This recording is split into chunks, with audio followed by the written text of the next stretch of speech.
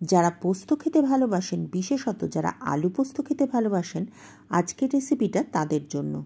তবে আজকে শুধু আলু আর পোস্ত দিয়ে বানাইনি, আজকে আলুর সাথে দিয়েছি একটা জিনিস যেটার জন্য এর স্বাদটা কয়েক গুণ বেড়ে গেছে।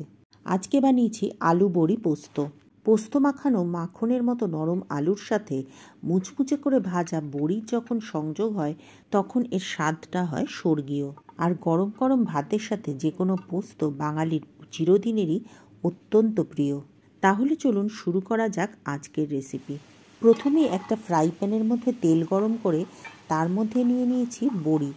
যদি মেজারিং কাপে মাপেন তাহলে এটা মোটামুটি আধ কাপের থেকে সামান্য একটু কম আছে। বড়িগুলো ভেজে এখানে তুলে রাখছি একটা পাত্রের মধ্যে।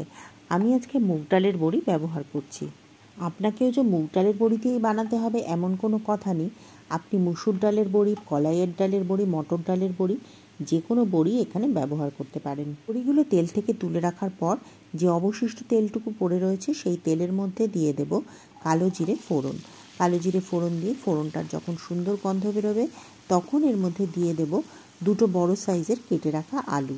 আলুগুলোকে আমি ডুমো ডুমো করে কেটে নিয়েছি।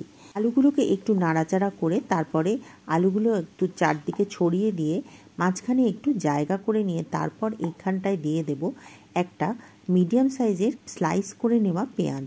পেঁয়াজটাকে দিয়ে বেশ ভালো করে ভেজে নিচ্ছি। পেঁয়াজটাকে দিয়ে মিনিট খানেক ভেজে নেওয়ার পর পেঁয়াজটা যখন বেশ একটু কাঁচকাচ হতে শুরু করবে তখন এর মধ্যে দিয়ে দিচ্ছি 3টে চেরা কাঁচা লঙ্কা।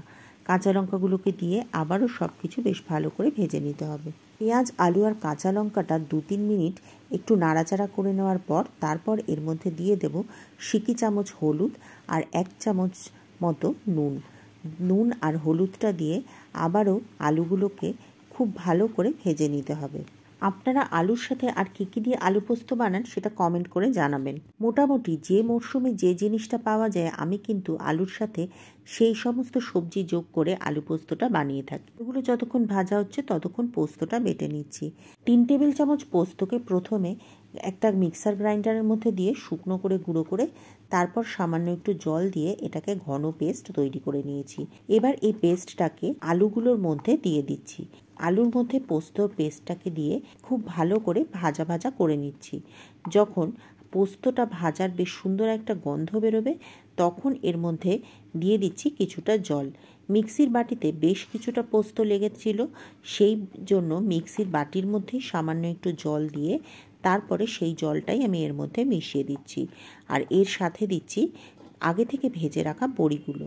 সব কিছু দিয়ে বেশ ভালো করে মিশিয়ে নিয়ে তারপর এটাকে চাপা দিয়ে কিছুক্ষণ রান্না করে নিচ্ছি যাতে আলুগুলো বেশ ভালোভাবে সিদ্ধ হয়ে যায়। মিনিট 5-7 বাদে একবার ঢাকনা খুলে দেখে নেব আলুগুলো সিদ্ধ হয়েছে কিনা। হ্যাঁ, দেখুন আলুগুলো খুব ভালোভাবে সিদ্ধ হয়ে গেছে আর পোস্তটাও বেশ সুন্দর মাখা মাখা হয়ে গেছে। এবার এটাকে নামিয়ে নিচ্ছি একটা পাত্রের মধ্যে। যদি নিরামিষ দিনে করতে চান তাহলে পেঁয়াজটা বাদ দিয়ে দেবেন, তাতেও খেতে অত্যন্ত সুস্বাদু হবে।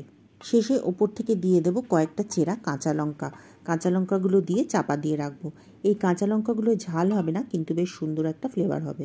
যদি আরও বোল্ড ফ্লেভার চান তাহলে উপর থেকে এই সময় একটু কাঁচা সর্ষের তেলও ছড়িয়ে দিতে পারেন। আজকের এই সাধারণ সিম্পল রেসিপিটা কেমন লাগলো কমেন্ট করে অবশ্যই জানাবেন। যদি ভালো লাগে তাহলে লাইক, শেয়ার, কমেন্ট করবেন। আর যদি চ্যানেলে নতুন হন তাহলে চ্যানেলটি সাবস্ক্রাইব করার অনুরোধ রইল।